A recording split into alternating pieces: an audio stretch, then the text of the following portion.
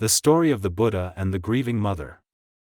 Long ago, in the ancient city of Savatthi, there lived a young woman named Kisa Gotami. She had been poor since childhood, yet later she was married into a family of wealth. Despite her new surroundings, her heart carried a silent longing. She wished for a child, someone she could love, care for, and raise with all her devotion. After years of waiting, her prayers were answered.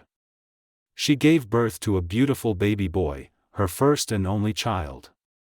For Kisa Gotami, this child was more than a son. He was her pride, her comfort, her joy, and the very reason she breathed each day. Wherever she went, she carried him in her arms, and her heart was full of love.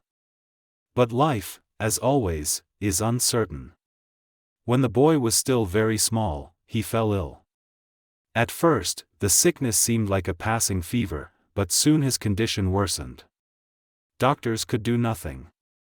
Within days, the child grew weaker, and then, tragically, he died.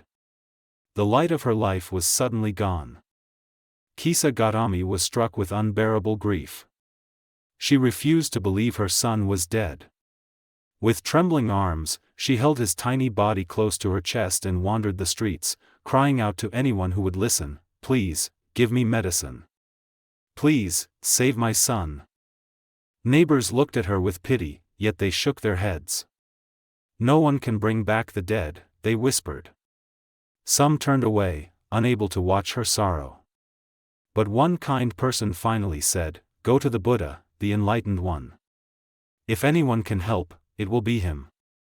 With desperate hope, Kisa Gotami ran to the Buddha, still clutching the lifeless child.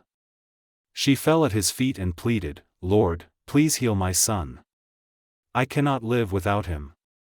Her voice was filled with despair, her eyes swollen with tears.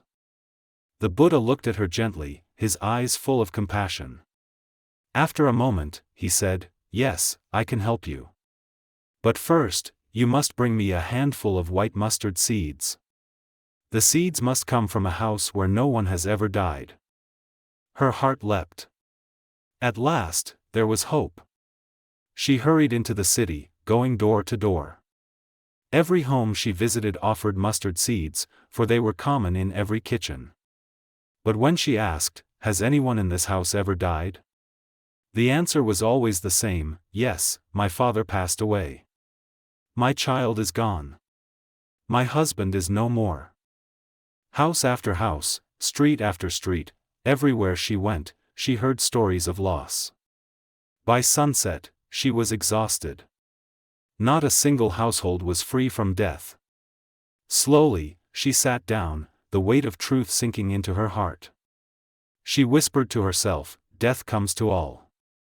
No one can escape it, not even my son." That night, Kisa Gotami sat quietly beside her child's body. The grief in her heart was still heavy, but now there was also understanding. She stroked his little hand and said softly, "My dear, I see now. You cannot stay with me forever. Just as no one can keep their loved ones forever." The next morning, she laid her child to rest. Then she returned to the Buddha, bowed low, and said, "Lord, I understand. All things are impermanent. Birth, aging, sickness, and death are natural. Please, allow me to follow your teaching."